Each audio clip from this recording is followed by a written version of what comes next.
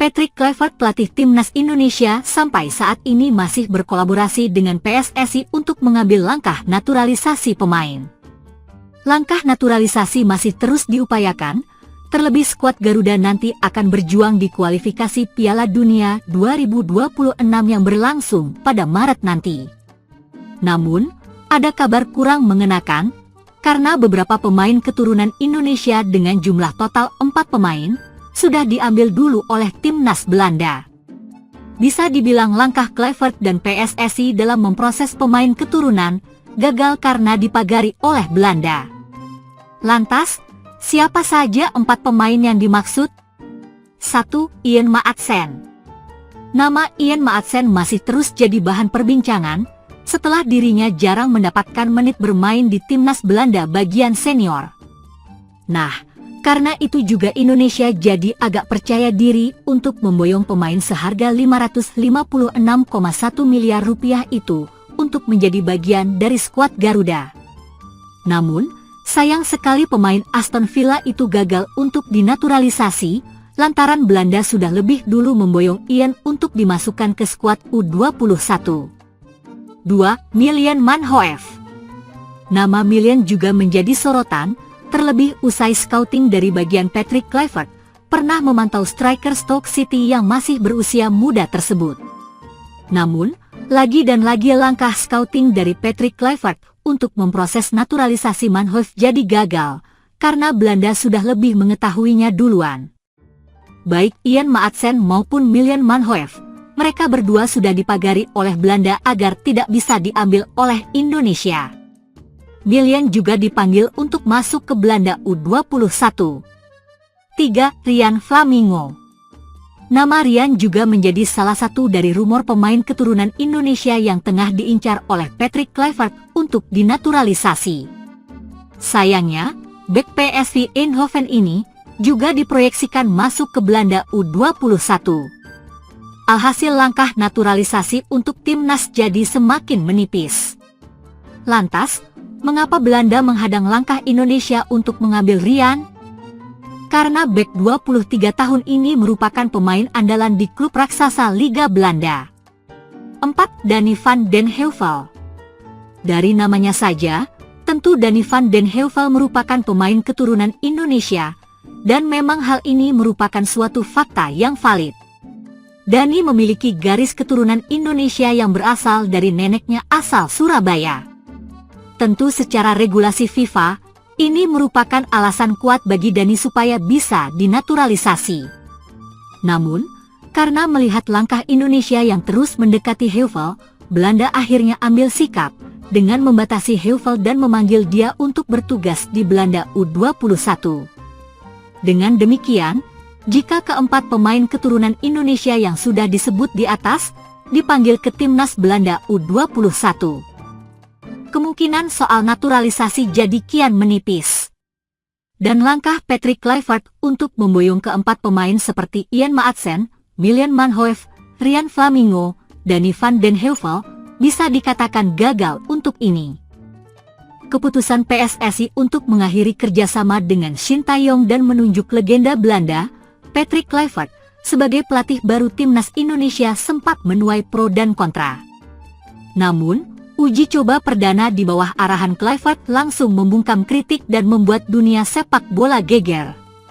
Timnas Indonesia tampil luar biasa dan meraih kemenangan mutlak dalam laga uji coba internasional yang dinantikan banyak pihak. Patrick Kluivert, yang sebelumnya pernah menangani Akademi Barcelona dan tim-tim elit lainnya, membawa angin segar bagi timnas Indonesia. Dalam pertandingan uji coba yang digelar di Stadion Utama Gelora Bung Karno, timnas Indonesia tampil sangat dominan melawan salah satu tim kuat dari Amerika Selatan. Sejak awal laga, strategi menyerang ala Belanda yang diterapkan Kluivert terlihat jelas.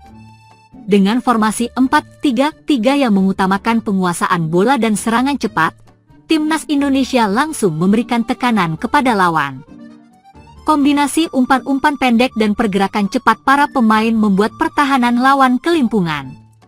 Hasilnya, hanya dalam waktu 15 menit, timnas Indonesia sudah unggul 2-0 melalui gol spektakuler dari Marcelino Ferdinand dan Rafael Struijk.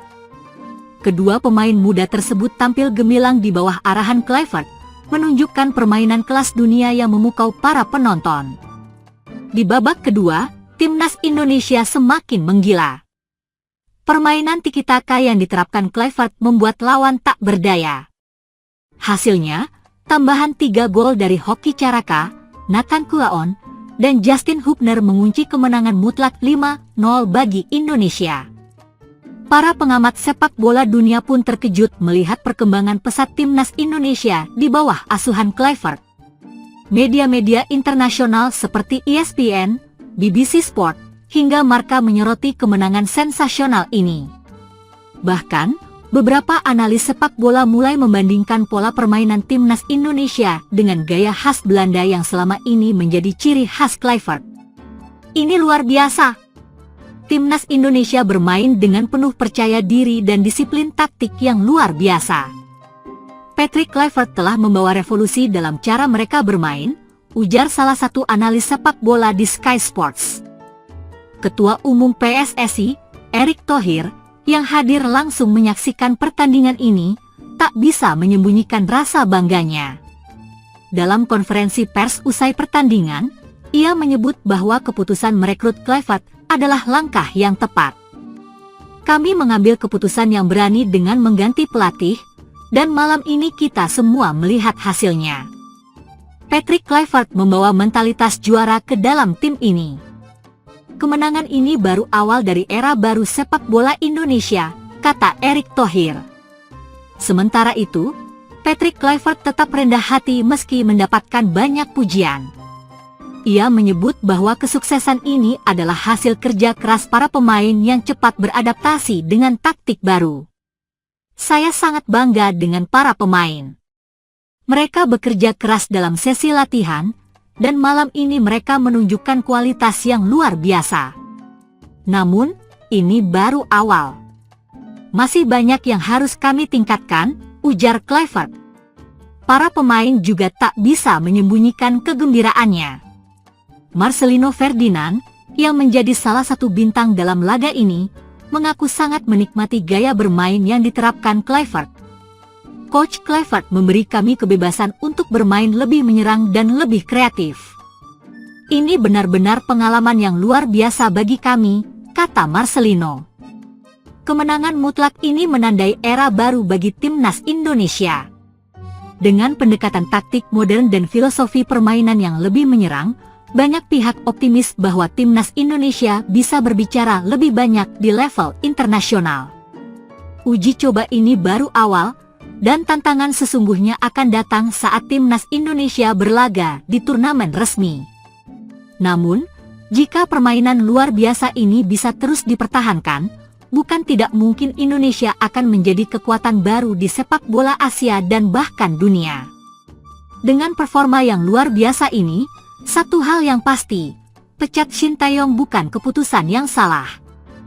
Kini, di bawah asuhan Patrick Kluivert, timnas Indonesia siap menatap masa depan yang lebih cerah.